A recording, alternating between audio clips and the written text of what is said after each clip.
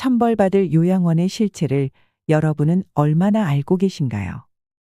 부모님을 무작정 아무 요양병원에 모셨다가 피눈물 흘리는 자식들이 많습니다. 요양원에서 부모님이 돌아가시고 나서야 요양원에서 벌어지는 충격적인 실체를 알게 되는 경우도 부지기수입니다. 그때는 가슴치며 후회해봐야 돌이킬 수 있는 것이 아니지요.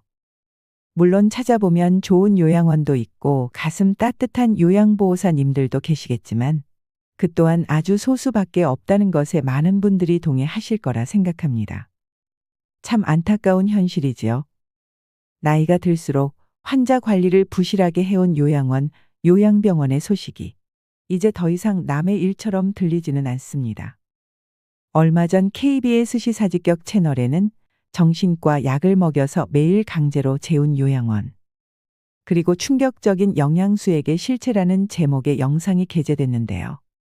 내용에 따르면 성남의 한 요양원은 노인들에게 수면 유도제를 비롯한 신경정신과 약을 다량으로 먹인 것으로 드러났습니다.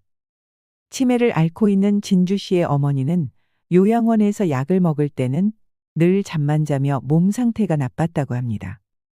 진주 씨는 노인에게 약을 어떻게 이렇게 독하게 먹일 수가 있는지 이해가 되질 않는다며 이러한 점이 가장 화가 난다고 말했습니다. 어머니에게 약이 아니라 독을 먹인 것 같다며 충격이라고 분통을 터뜨렸습니다. 어머니가 먹고 있던 약은 무려 8가지였는데요. 제작진은 실제 치매에 필요한 약이 맞는지 전문의에게 자문을 구했습니다. 결과는 정말 충격적이었습니다. 내과 전문의는 전부 신경정신과 약이다. 환자를 재우기 위해서 처방하는 약이라고 설명했습니다. 그에 이어 이건 좀 심하다. 신경정신과 병력이 없는 환자에게 저런 약을 먹였다는 건 정말 이해되지 않는다고 덧붙였습니다. 자신도 어머니가 있는데 만약 우리 엄마한테 저 약이 한 알이라도 들어간 걸 알았다면 저는 가만히 안 있을 거다라며 분노할 정도였습니다. 전문의는 해당 약을 먹을 경우 간 기능이 나빠지는 등 심각한 부작용이 생길 수 있다고, 게다가 수면 유도제를 2종류나 쓰는 등 상식적으로 이해하기 힘든 처방을 했다고 지적했습니다. 노양원 전 직원은 어르신들 중 90%는 수면 유도제를 드신다고 봐야 한다고 폭로했습니다. 요양원은 의무적으로 최소 월 2회 전문의가 방문하는데요. 알아보니 이 촉탁이가 문제의 처방전을 썼다는 것이 드러났습니다. 뿐만 아니라 전문의 약품을 반입하여 노인들에게 수차례 영양수액을 맞게 했는데요. 많게는 1회 10만 원이 넘는 돈을 현금으로 받으며 이익까지 챙겼습니다. 요양원의 복지는 사라지고 돈벌이로 전락해버린 건데요. 충격적인 요양원의 실체는 이뿐만이 아닙니다. 부모님이나 가족분들을 요양원에 보낸 경험이 있으신 분들은 특히나 공감할 부분이라 생각합니다.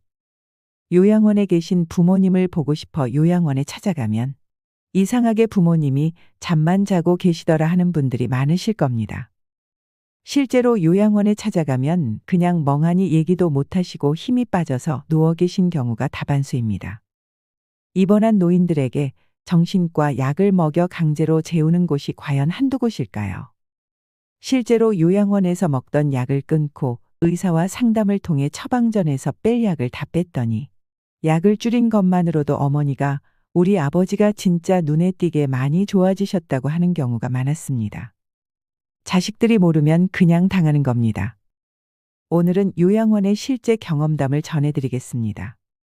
이런 일들이 많이 알려지고 공론화되어서 이런 일이 다시는 벌어지지 않았으면 좋겠습니다. 부모님을 요양원에 보낸 어느 자녀의 사연입니다. 저의 어머니는 작년 12월에 치매 판정을 받고 김포에 있는 어느 재활요양원에 입소하였습니다. 비록 경도의 치매이지만 보호해줄 사람이 아들인 저 하나밖에 없었으므로 집에서 혼자 계속 케어해드리기에는 힘든 상황이었습니다. 저는 일 때문에 하루 종일 밖에 나가 있었기 때문에 어머니는 끼니도 제때 못 챙겨 드시고 약도 물론 못 챙겨 드셨습니다. 전화로 챙겨 드시라고 몇 끼마다 전화해도 쉽지 않았습니다.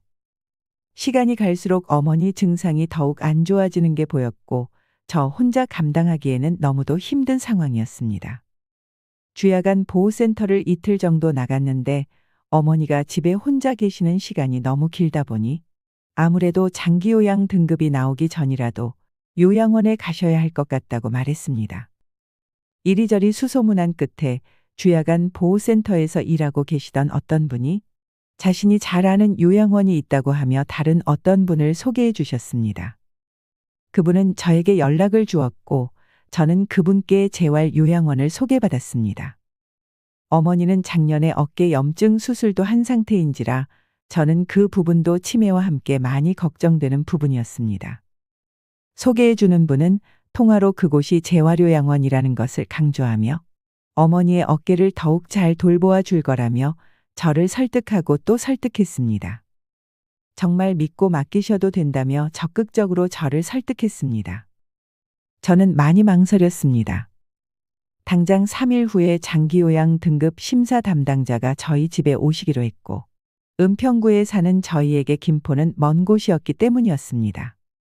그러나 소개하시는 분은 계속해서 저를 설득하고 권유하였습니다.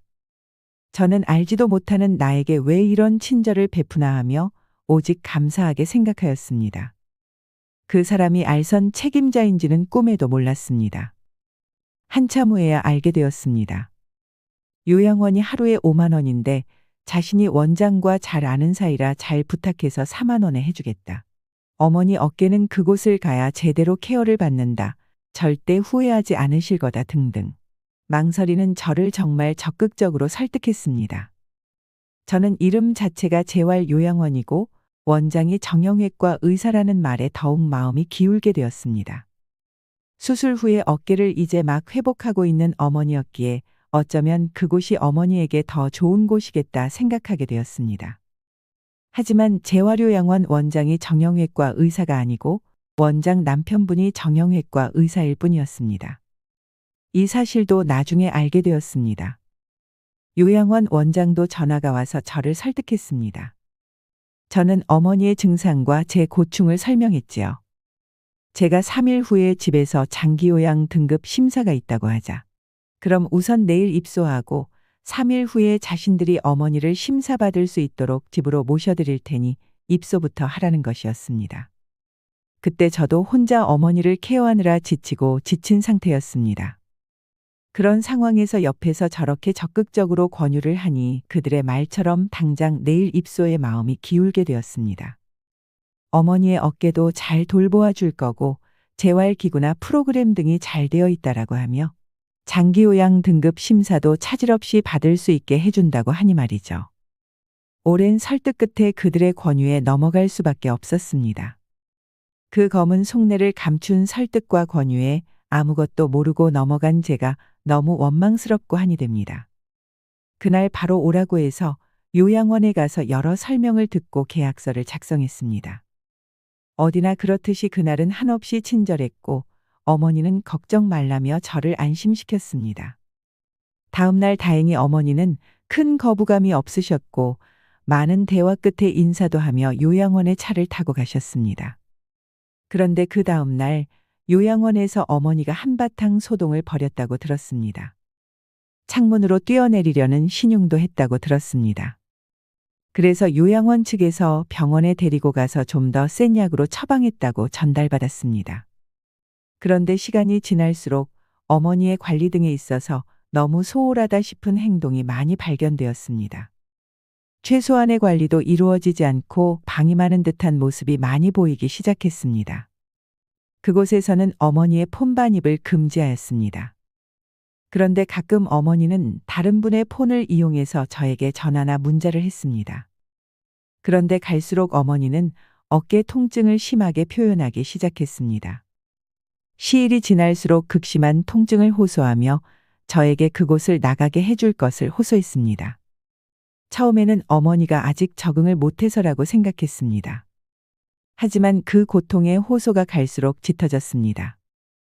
그래서 실장에게 몇 번 전화를 했지만 돌아오는 답이라고는 어머니는 통증을 호소한 적이 없다라는 말뿐이었습니다.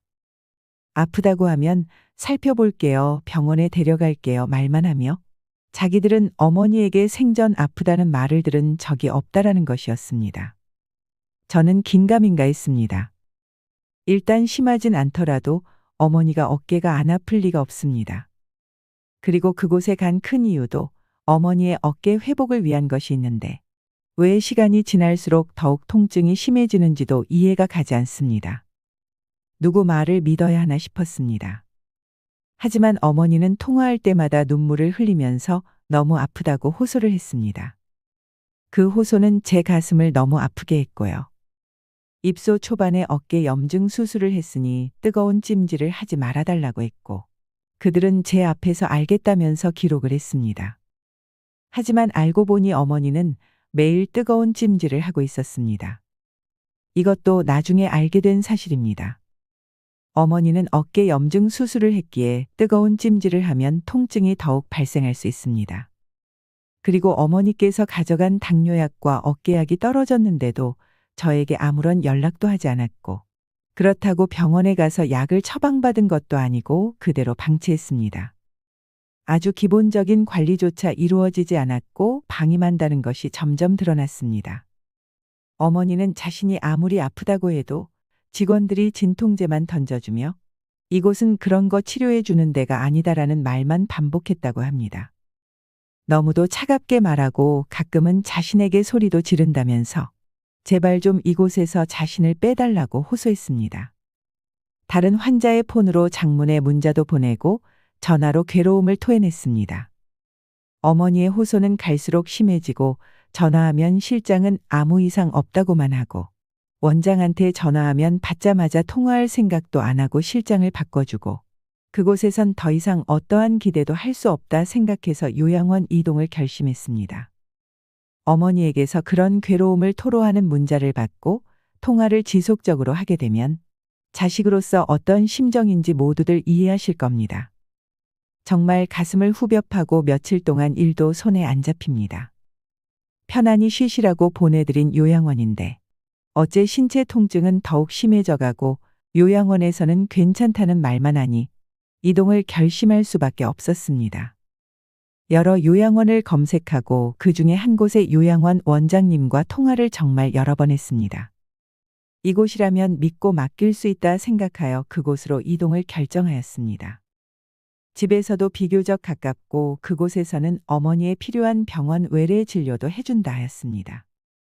그렇게 기존에 어머니를 모셨던 요양원에 전화를 걸어 아무래도 요양원 이동을 해야 할 것 같다고 말했습니다. 저는 그때까지 한 번도 그곳에 불평을 한 적이 없었습니다. 속은 썩어 문드러져 갔고 너무 기분 나쁘고 화도 많이 났지만 어머니를 그곳에 맡겼기에 조금이라도 어머니에게 불이익이 갈까봐 한 번도 불평 안 하고 항상 예의 바르게 부탁드린다는 말만 거듭했습니다. 그런데 요양원 이동 얘기를 하니 반응이 가관이었습니다. 제가 처음부터 계획적으로 자신들을 이용했다는 말을 했습니다. 그러면서 3개월간 이동은 안 된다는 말을 했습니다. 저는 너무도 황당하고 어이가 없었습니다. 제가 이용을 하다니요. 믿고 맡긴 요양원은 너무도 관리가 부실하고 방임하는 것이 심하게 보여서 고민 끝에 이동을 결심한 건데 무엇을 처음부터 계획적으로 자신들을 이용했다는 것인지 기가 막힐 뿐이었습니다. 그리고 3개월이란 것은 처음부터 언급한 적도 없고 당연히 계약서에도 없는 내용이었습니다. 어느 요양원이나 병원에도 일정 기간 동안에 의무적으로 있어야 한다는 계약은 없습니다. 너무 기가 막혀서 그제서야 제가 가져온 불만을 쏟아냈습니다. 서로 언성을 높였습니다. 정말 너무 황당한 순간이었습니다. 그리고 이어서 소개해준 사람이 전화를 하더니 제발 조금만 더 있으라고 간곡히 호소하더군요. 요양원이 어머니를 병원에 안 데려가면 자신이라도 데려가 줄 테니 우선 조금만 더 있어 보라며 몇십 분을 저에게 부탁하여 저를 짐 빠지게 했습니다. 그리고 그 다음 날 아침부터 전화를 계속하는데 전 받지 않았고 그러니까 문자를 계속 보내왔습니다. 저보고 계획적으로 이용했다는 똑같은 말을 하고 자신의 입장이 매우 곤란하니 생각을 바꾸어 그곳에 계속 있으라는 것이었습니다. 그제서야 알게 되었습니다. 그들의 보이지 않는 커넥션을 말이죠.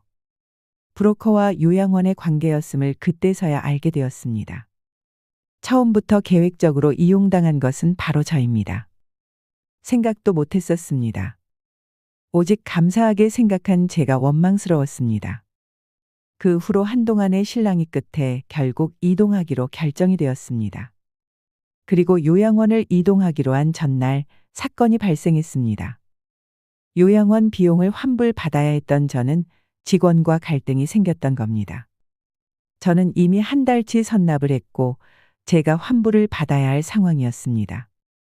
그런데 그때까지도 그들은 자신들의 시간과 인력 낭비를 시켰다며 요양원 이동에 관해 기분 나쁜 표시를 저에게 했습니다.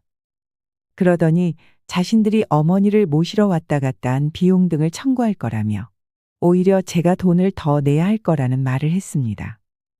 저는 정말 어이가 없었습니다. 어르신 모시러 왔다 갔다 하는 것은 어느 요양원이라도 하는 것입니다. 그것에 따로 비용 청구는 없습니다. 그리고 3개월 이내에 나가는 것이기에 하루에 4만 원이 아닌 5만 원으로 계산할 거라는 말도 했습니다. 그런 3개월 계약은 정말 절대 없었습니다. 분명한 허위 청구였습니다. 너무 기가 막혀 문자로 대꾸도 못했습니다.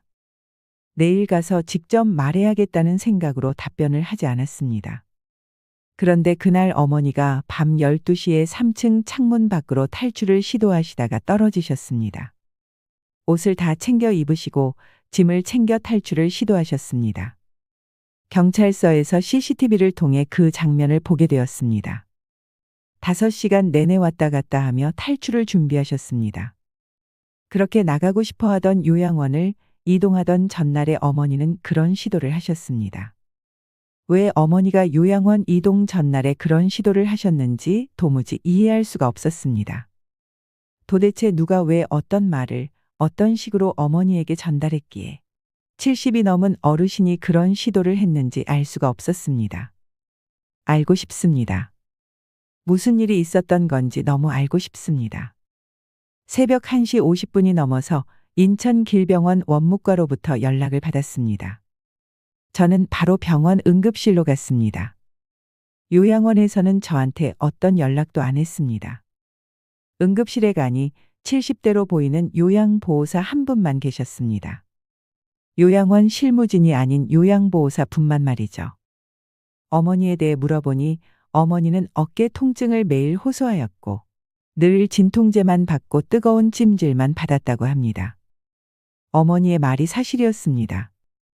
저에게 가끔 호소하셨던 내용처럼 어머니는 요양원에도 당신의 고통을 매일같이 호소하셨지만 나아지는 것 하나 없이 그저 진통제만 매일 받아 드셨던 것입니다.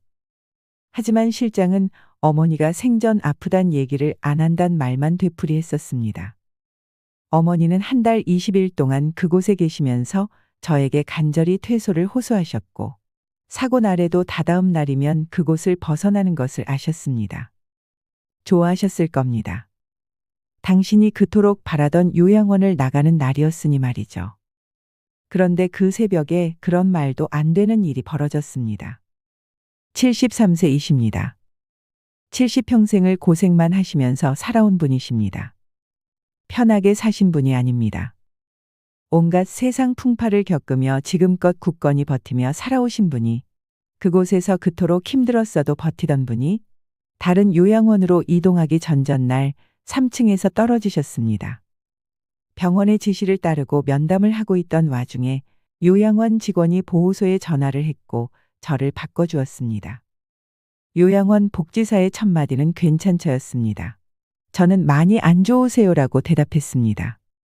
그러자 이어지는 말이 어머니 여기 오고 이튿날 소동 피운 것 아시죠 하는 겁니다. 저는 너무도 놀라고 어이가 없었습니다. 너무도 당황스러워서 그 말을 지금 상황에서 왜 하냐고 했습니다. 저희도 힘들었으니 저희도 힘들었다는 거 얘기하는 거예요. 이것은 사실입니다. 한치의 거짓이 없는 사실입니다라고 뻔뻔하게 말하는데 기가 차서 눈물도 나오지 않았습니다. 이것이 그 상황에서 사람이 할 말인가요? 사람들 돌보는 일을 하는 사람이 할 말인가요? 그 상황에서 그런 말을 하는 자들이 어르신을 보살피는 요양원의 직원이라니요. 자기들 책임 면피를 하기 위해서 어떻게 그 위급한 상황에서 그런 말을 하는지 사람이 할 짓이 아니라 생각합니다. 악마처럼 느껴졌습니다. 사람이 위독한 상황에 책임 면피를 위해 처음부터 그런 말을 하다니요. 지금도 그 인간 같지 않은 말이 환청처럼 제 귓가에 들립니다.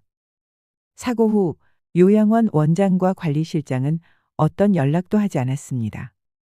어느 누구에게도 죄송하다는 소리도 듣지 못했습니다.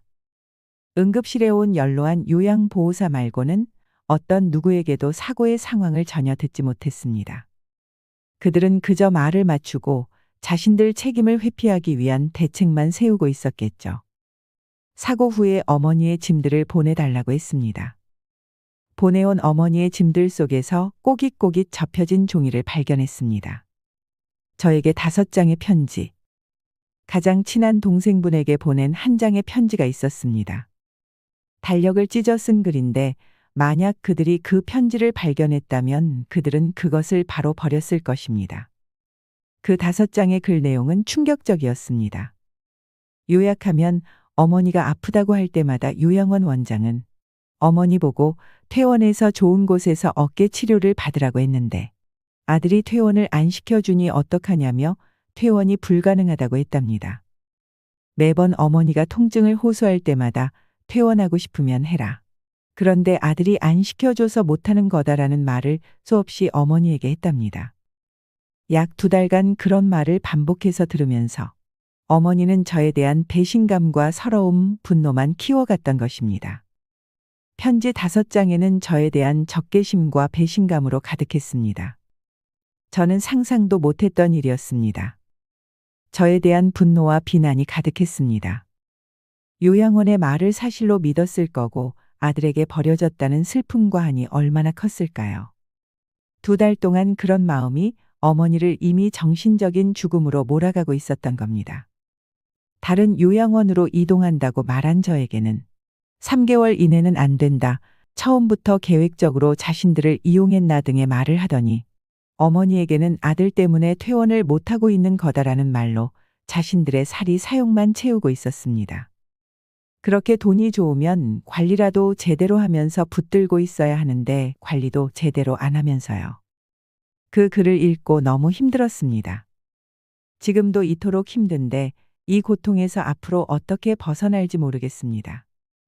나쁜 사람들의 세뇌 때문에 어머니는 정신적으로 가장 피폐하고 좌절하는 상태까지 이르게 되었고 이동 전날에 어떤 말을 듣고 모든 희망의 끈을 놓게 되신 것입니다. 더욱 기가 막힌 것은 어머니가 요양원에 남긴 글입니다. 경찰서에서 보게 되었는데 그 글에는 아들에게 모든 돈을 꼭 받아내라. 아들이 돈을 내지 않은 게 잘못이니 돈을 반드시 받아내라라는 내용이 반복되어 있었습니다. 그날 낮에 저에게 돈을 더 내야 할 거라며 허위 청구를 했는데 그 말을 어머니에게도 했던 것입니다. 어머니는 아들이 자신을 이곳에 버려놓고 돈도 안 내고 있구나 하며 엄청난 충격을 받았을 겁니다. 자신이 그곳에 민폐를 끼치고 있구나 생각하셨을 겁니다. 그리고 요양원 이동에 대해 어떤 말을 어떤 식으로 들었는지 모릅니다. 그들은 거짓된 말로 어머니를 돌아가시게 한 겁니다. 한 달 동안 병원 중환자실에 계시면서 두개골 파열에 의한 뇌출혈 수술 등 여러 곳의 골절 수술 등을 하셨습니다. 반원수 상태로 한 달 동안 계시다가 요양병원으로 옮기라는 의사 선생님의 권유에 의해 요양병원으로 옮기게 되었습니다. 그리고 병원을 옮긴 그날 밤에 운명하셨습니다. 어르신을 살리기 위해 존재하는 요양원에서 어머니는 괴로워만 하시다가 숨을 거두시게 되었습니다. 그들은 지금도 거짓 증언을 하며 책임 회피를 하고 있습니다. 조작할 수 있는 것들은 이미 다 조작했을 것입니다. 요양원의 존재 이유는 아픈 어르신을 케어하기 위한 것입니다. 노인 치매 환자를 24시간 관리하는 공간입니다. 그것이 국가에서 지원을 하는 요양원의 존재 이유입니다. 바깥에서 생활이 어렵기에 건강보험공단에서 심사를 통해 장기 요양 등급을 받고 안전하게 살아가기 위해 요양원에 모시는 것입니다. 그래야 치매 노인분들의 가족들이 안심하고 믿고 맡긴 후 자신들의 생활을 할 수 있는 것입니다. 요양원 이동한다고 저에게까지 과격하게 반응한 사람들인데 어머니에게는 오죽했을까요? 그들이 상처되는 말을 어머니에게 툭툭 던졌다면 어머니는 심한 좌절을 겪었을 것입니다. 그토록 굳건히 오랜 인생을 살아오신 분이 그 요양원을 나가기 전에 그런 일을 벌이다니. 설사 그런 것을 다 차치하더라도 요양원의 업무는 환자 밀착 관리입니다. 경찰서에서 5시간의 분량의 CCTV를 봤는데 저녁에 요양보호사가 아주 잠시 다녀간 것이 전부입니다. 새벽 12시까지 주무시지 않고 왔다 갔다 하며 탈출 준비를 하시는데 그 어느 누구도 발견한 사람이 없습니다. 손해사정사와 김포시청에서 요양원을 다녀가 조사를 했는데 그 사고날 자신들은 아무 말도 한 게 없고 아들이 어머니에게 요양원 이동 사실을 전달했다고 진술했다고 합니다. 그 말을 듣고 더더욱 분노가 차올랐습니다. 숨길 것이 없다면 왜 거짓말을 할까요? 절대 있어서도 안 되었고 앞으로도 있어서는 안 될 일입니다. 요양원은 사각지대입니다. 대부분 아픈 어르신들이라 그곳에서 어떤 일이 일어나도 가족들은 알 수가 없습니다. 여기까지 요양원의 충격적인 실태에 대해 고발하는 사연이었습니다. 우리나라는 세계에서 가장 빠른 속도로 고령화되고 있습니다. 많은 노인이 집이 아닌 요양원에서 지내다가 생을 마감하기도 하죠. 사회가 지정한 돌봄 전문가인 요양보호사가 가족을 대신해 노인을 돌보는데 중요한 역할을 해주어야 하지만 현실은 그렇지 않습니다. 심심하면 터지는 요양원의 추악한 행동들과 사회적 약자가 된 노인들의 학대 등 듣기만 해도 두렵고 화가 나는 행동들이 뉴스나 신문 등의 매체를 통해 자주 밝혀지죠. 보통의 요양원, 요양병원은 생각보다 열악하다는 사실을 아셔야 됩니다. 대학병원이나 종합병원처럼 모든 게 풍족하지 않습니다. 요양원, 요양병원에 입원하시는 분이나 보호자분들은 이것을 꼭 인지하셔야 합니다. 환자에 대해 정말 잘 모르고 대충 일하는 사람들도 많습니다. 1년이 지나도록 환자 상태를 제대로 알지 못하는 직원들을 볼 때면 어떻게 저럴 수 있지라는 생각이 들 만큼 한심스러운 광경이라는 생각이 듭니다. 의외로 정말 많습니다. 헌신적인 분도 있지만 소수에 지나지 않습니다. 동생이 요양병원의 치료사로 근무해서 매번 요양병원 실태를 적나라하게 듣는데 6개월 동안은 병실 갈 때마다 어르신들의 처참한 모습에 눈물이 나서 너무 힘들었다고 합니다. 멀쩡하게 들어왔던 분들도 한두 달 지나면 시름시름 기력이 없어지고 그러다 어느 날 올라가 보면 침상이 치워진 모습을 목격했다고 합니다. 간병인들이 거의 조선족이나 중국인이라 말도 안 통해서 막 윽박지르고 잘 씻기지도 않아 몸에 각질이 엄청나고 기저귀는 하루 한두 번 가는지 똥오줌범벅으로 말라있고 또 음식을 많이 주지 않아서 어르신들이 배고프다, 집에 가고 싶다고 제 동생을 보면 그렇게 하소연한다고 합니다. 그 말을 들으니 저도 눈물이 났습니다. 어쩌다 가족들이 면회 오면 그날은 간병인들이 긴급으로 손톱 깎이고 닦이느라고 비상이라고 하는데 그런 참상을 가족들은 알 길이 없지요. 가족들 앞에서는 세상 잘 아는 척하니까 말이죠. 아무튼 간병할 사람이 없어 어쩔 수 없이 보내지는 요양병원, 요양원이지만 한번 들어가면 좋아지는 어르신은 못 봤다고 합니다. 대부분 더 일찍 돌아가시는 이유가 있겠지요. 정말 보낼 곳이 못 된다는 말이 그냥 나온 것이 아닙니다. 나라에서도 이런 곳의 실태조사를 제대로 해서 인증을 취소해야 합니다. 몇 년에 한 번 인증 절차 밟으려고 안 하던 걸 시키고 실사 올 때 그때그때만 모면하려는 요양병원이나 요양원이 엄청 많습니다. 약한 어르신들을 본인들 돈벌이로만 보는 비양심적인 사람들에게 분노를 느낍니다. 요즘 노인 요양원 사업은 황금알을 낳는 사업이라고 합니다. 노인들을 돈으로만 보니 그런 것 아닐까요? 악덕한 요양원의 실체를 잘 알고 있어야 그에 대한 대비도 할 수 있습니다. 이 사연의 주인공처럼 후회하지 않으려면 바보같이 당하고만 있으면 안 되는 것입니다. 노인들 상대로 돈벌이하는 요양원들은 앞으로 철저히 조사하고 처벌해야 합니다. 정의가 있으면 결국 다 되돌려 받으리라 믿습니다. 이상으로 시니어에 대한 모든 것, 시니어 연구소였습니다.